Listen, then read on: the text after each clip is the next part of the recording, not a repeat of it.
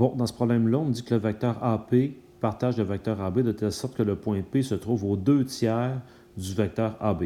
Donc, on pourrait dire que AP se trouve à 2/3 du vecteur AB. Ben, de ceci, je peux déduire que si je fais 3/2 de AP, ça va me donner AB. Et 3/2 de AP, on me donne AP, on me dit que c'est moins 12, moins 6. Ça va me donner des composantes de AB. 3/2 fois moins 12 qui fait moins 18. 3/2 fois moins 6 qui fait moins 9. Donc, je sais que les composantes de AB, c'est moins 18, moins 9. Et là, ce que l'on a, c'est le vecteur AB, mais on a le point B qui est à moins 7, 5.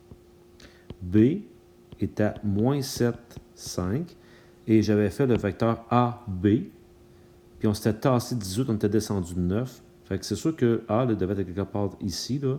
On s'est tassé de 18 comme ça, on est descendu de 9.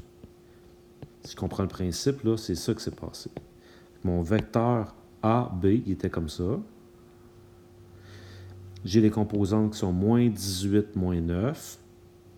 Je vous rappelle qu'on a retrouvé ces composantes-là en se servant du fait que AP était aux 2/3 de AB.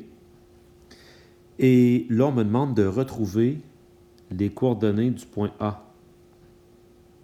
Normalement, quand je pars du point A, je vais ajouter des composantes et je vais arriver à B. Donc, si je pars d'ici, que j'ajoute cette composante-là, je vais arriver à cette valeur-là. Et si je pars de la valeur en Y, puis que j'ajoute la composante en J, à ce moment-là, je vais arriver ici. Là, je fais le chemin inverse. Donc, en faisant le chemin inverse, c'est-à-dire, si, pour avoir les coordonnées du point A, si je repars de moins 7, et là, au lieu d'ajouter, je vais reculer. Donc, je vais enlever la composante horizontale qui était moins 18, et je vais repartir de 5, et je vais enlever également les composantes verticales qui étaient moins 9. À ce moment-là, je vais arriver aux coordonnées de A. Moins 7 plus 18 qui fait 11, et 5 plus 9 qui fait 14.